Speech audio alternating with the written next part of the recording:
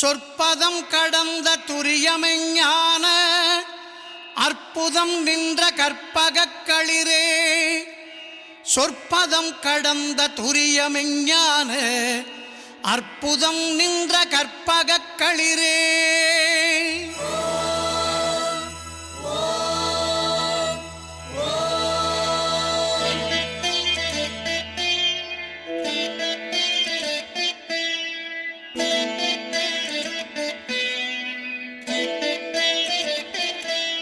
முப்பழம் நுகர் மூஷிக வாகன இப்பொழுதென்னை ஆட்கொள்ள வேண்டி தாயா எனக்கு தான் எழுந்தருளி மாயா பிறவி மயக்க மறுத்த